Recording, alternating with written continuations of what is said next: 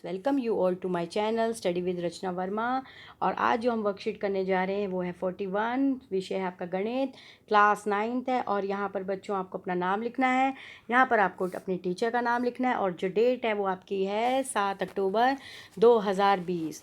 बच्चों यहाँ पर जो है हमें पूर्व ज्ञान होना चाहिए, यानी घन और घनाभ का हमें ज्ञान होना चाहिए। घन जो है वो बेटा जो स्क्वायर होता है यानी कि आयतकार में की शेप में होता है, और जो घनाभ होता है वो रेक्टेंगुलर की शेप में होता है। तो ये आपको पता होना चाहिए। 2D और 3D पहले भी जो आपकी वर्कशीट आई हैं उसमें समझाया गया है कि 2D में जो है लंबाई चौड़ाई होती है, लेकिन 3D में लंबाई चौड़ाई और जो है हाइट होती है। और हाइट को आप जो है गहराई यानी डेप्थ भी कह सकते हैं। चलिए बच्चों आगे हम देखते हैं कि इस वर्कशीट में और हमारे लिए क्या है। ठीक है, हमें एक खाली घनाभ यानी कि क्यूबिक बॉक्स लिया गया है, जैसे आकृति 1 में देख सकते हैं। अब हम पता लगाते हैं कि दिए गए बॉक्स में कितना स्थान है। अब हमें इसके अंदर जो है मतलब जो इसने स्पेस लिया हुआ है, इसके अंदर जो स्पेस है वो कितना है यह पता लगाने के लिए हमने एक घन लिया है जिसकी भुजा की लंबाई एक मात्रक मतलब एक यूनिट है। ठीक है बेटा, एक यूनिट है जो आप जो है आकृति 2 में देख सकते हैं। तो मतलब इनका कहने का मतलब है ऐसे जो हैं ऐसे क्यूब इस वाले बॉक्स में कितने आ सकते हैं, यानी ऐसे क्यूब इस बॉक्स के अंदर कितने फिट हो सकते हैं। इस मतलब इन आकृतियों को देने का मतलब यही है। आगे देखिए बच्चों, घनाभ घनाभ जो है बॉक्स द्वारा घेरे गए स्थान को मापने के लिए अपने उसमें एक मात्रक लंबाई वाले घन को भरा। मतलब यहाँ पे क्यूबॉइड की बात हो रही है, घनाभ की बात हो रही है। घनाभ मैंने आपको बताया जो है रेक्टेंगुलर की शेप में होता है, यानी आयतकार की शेप में होता है। मतलब एक रेक्टेंगुलर की शेप में एक रेक्टेंगुलर की शेप में होता है क्यूबिड। और ये है क्यूब, यानी जिसकी जो चारों साइड एक जैसी होती है, जिसको हम इंग्लिश में स्क्वायर कहते हैं। उतने ये ऐसे स्क्वायर यानी ऐसे क्यूब कितने जो हैं इस बॉक्स में भरे जाएंगे।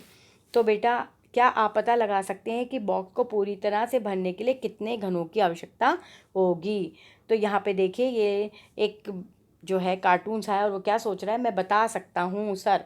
हमने देखा है कि बॉक्स की एक परत में जो बॉक्स की एक परत ये परत है, जब आप बॉक्स को खोलोगे तभी ना, तो बॉक्स की एक परत में 10 जो हैं ऐसे 5 तो लाइन हो गई होंगी और जो है 10 ऐसे बॉक्स बन रहे होंगे।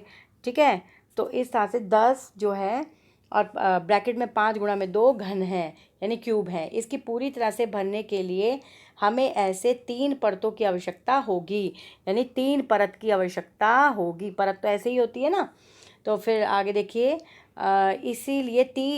इसीलिए जो ये 30 है 5 गुणा में 2 गुणा में 3, ये 5 गुणा में 2 गुणा में 3 क्या है, वही लंबाई चौड़ाई और हाइट।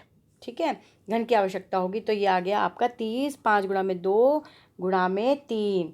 आगे देखिए बेटा, एक बॉक्स की लंबाई 5 मात्रक, चौड़ाई 2 मात्रक और ऊंचाई 3 मात्रक है।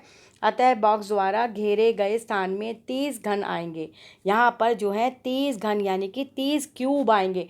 क्यूब का मैंने आपको बता ही दिया कैसे क्या उसकी शेप होती है। उसकी शेप स्क्वायर की तरह होती है, जिसमें घन आएंगे जिसमें लंबाई चौड़ाई और ऊंचाई से गुणा करके मिलेंगे। अभी आपको मैंने बताया क्यूबॉइड में लंबाई चौड़ाई और ऊंचाई होती है, यानी कि लेंथ ब्रेथ और हाइट होती है, और तीनों को जो है मल्टीप्लाई करते हैं।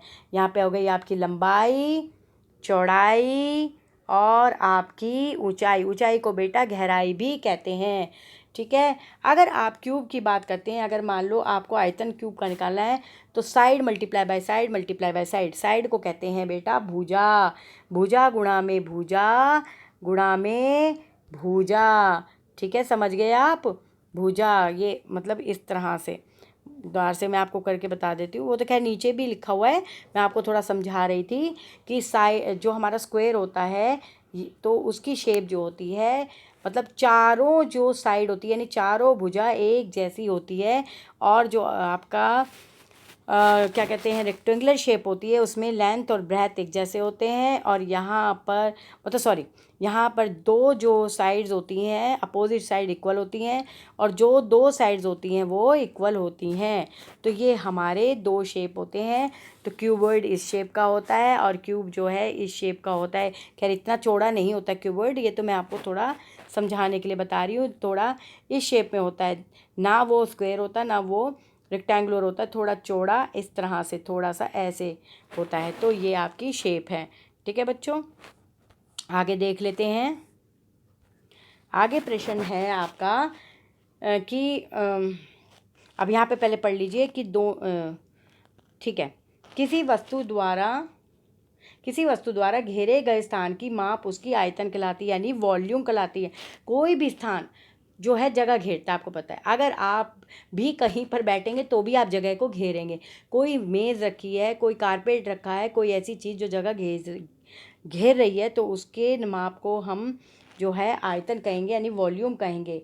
तो यहाँ पे जो घनाभगार आपका घनाभकार बॉक्स है, यानी क्यूबॉइड बॉक्स है, उसका जो वॉल्यूम होगा, आयतन होगा, वो 5 गुणा में 2 गुणा में 3 क्यों होगा? क्योंकि लंबाई गुणा में चौड़ाई गुणा में ऊंचाई इजिकल टू जो है 30 घन मात्रक है।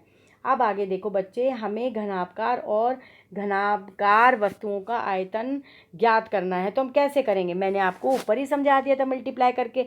देखिए, लंबाई गुणा में चौड़ाई गुणा में ऊंचाई, तो हमारा क्या निकल जाएगा? घनाभ का आयतन। और अगर हम भुजा गुणा में भुजा करेंगे तो हमारा घन का आयतन निकलेगा। समझ गए बच्चों? और जो ये मात्रक होता है, जो भी देखिए हर चीज़ एक यूनिट में काउंट होती है। जैसे मीटर हुआ, सेंटीमीटर हुआ, किलोमीटर हुआ, लीटर हुआ। तो मतलब यहाँ पर जो है, अगर आप इनका माप लेंगे तो यहाँ पर जो है क्यूबिक यूनिट्स में आप इसका घन मात्रक को कहते हैं कि क्यूबिक, मतलब दोनों के ही मात्रक, दोनों का अगर मेज़र करने के बाद आप मात्रक लिखेंगे तो आप लिखेंगे क्यूबिक यूनिट्स। समझ गए बच्चों? चलिए अब हम आगे देख लेते हैं। आगे है बच्चों आपका ये सम ही किया हुआ है। देखिए ये सम आपको इसको ध्यान में रखते हुए यहाँ पे ये सम एक एग्जाम्पल के तौर पे दिया हुआ है। देखिए, माचिस की डिब्बी के नाप, कोई भी माचिस की डिब्बी है उसका नाप देखिए। माचिस की डिब्बी 3D में काउंट होती है क्योंकि उसमें ऊंचाई होती है। तो 4 cm, 2.5 cm और 1.5 cm। आप 4 गुणा में 4 सेंटीमीटर गुणा में 2.5 सेंटीमीटर जो है आपका 1.5 सेंटीमीटर। तो ऐसे 5 डिब्बियों का आयतन कितना होगा? तो आप जो है माप लिखेंगे 4 सेंटीमीटर गुणा में 2.5 सेंटीमीटर गुणा में 1.5 सेंटीमीटर। अतः डिब्बी की लंबाई जो है वो आप कैसे लिखेंगे? 4 सेंटीमीटर, चौड़ाई हो गई 2.5 सेंटीमीटर और ऊंचाई हो गई आपकी 1.5 सेंटीमीटर। तो यहाँ पे जो है डिब्बी का आयतन हो गया आपका बच्चों। वही अब आयतन निकाल दें। अभी आपको मैंने बताया डिब्बी जो है 3D है, और 3D का मतलब हो गया क्यूबॉइड, यानी कि आपको जो है घनाभ का लगाना है यहाँ फार्मूला। तो फार्मूला क्या है भाई, जल्दी बताइए? लंबाई गुणा में चौड़ाई गुणा में ऊंचाई या गहराई। समझ गए? तो आप इन तीनों को गुणा कर देंगे। गुणा करने के बाद आप देखिए 12 गुणा में 15 और ये आ गया आपका 180 सेंटीमीटर। कुछ समझ आया बच्चों? अगर अब मतलब समझना ये है कि हमें ये दो फार्मूले याद करने हैं। घनाभ का आयतन जिसमें ऊंचाई होगी उसमें ये लगाना है, जिसमें ऊंचाई नहीं होगी उसमें ये लगाना है। क्योंकि जिसमें ऊंचाई नहीं होती वो आपका घन होता है, यानी क्यूब होता है। ठीक है? और साइड होती है साइड मतलब भुजा। ठीक है, चलिए आगे देख लेते हैं। आपके बच्चों यहाँ पर इसी से रिलेटेड 2 क्वेश्चन दिए हुए हैं, जो कि मैं आपके लिए पढ़ देती हूँ। एक कमरे की लंबाई, चौड़ाई और ऊंचाई क्रमशः 5 मीटर, 4 मीटर और 3 मीटर है। तो बेटा देखो, ये वही आ गया, क्यूबॉइड का फार्मूला है, ये वाला फार्मूला है। और जो सम है वो इस तरह से होगा, क्योंकि क्यूबॉइड के ऊपर था तो बिल्कुल इसी की तरह से होगा। आगे देख लीजिए। एक घनाभ डिब्बे का किनारा जो है, किनारा का मतलब हो गया यहाँ पर भुजा। किनारे का मतलब हो गया बच्चों यहाँ पर भुजा, जो किस साइड कहलाएगी? 10 सेंटीमीटर लंबाई पर है डिब्बे का आयतन ज्ञात करना है। तो यहाँ पर बच्चों जो है ये वाला जो है फार्मूला लगेगा। तो बच्चों ये थी आपकी वर्कशीट और इन 2 प्रश्नों के जो उत्तर हैं वो मैंने आपके लिए हल किए हुए हैं। चलो उन्हें एक बार देख लेते हैं।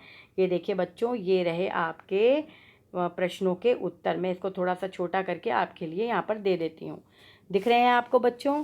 ये आपके प्रश्नों के उत्तर हैं जो आपको मतलब आसानी रहेगी अपनी वर्कशीट को करने के लिए। आपको बच्चों वर्कशीट समझ आ गई होगी और आप इस वर्कशीट को अपने आप भी समझिए। इन आकृतियों को अपने घर में ढूंढिए कि कौन सी क्यूब की आकृतियां हैं, कौन सी क्यूबॉइड की आकृतियां, यानी कौन सी घन की आकृति है और कौन सी घनाभ की आकृति है। घनाभ में जिसमें ऊंचाई हो और घन जिसमें ऊंचाई ना हो। अगर आपको ये बच्चों वर्कशीट पसंद आई है तो इसे अपने दोस्तों को ज़रूर बताना, ताकि वो भी आपकी तरह इस वीडियो से लाभ ले पाएँ और अपने काम को समय पे करें और अपने अध्यापक या अध्यापिका को समय पर दें। तो बच्चों, अच्छी लगी है तो शेयर करो, कमेंट करो और इसे सब्सक्राइब करो। Thank you for watching my video.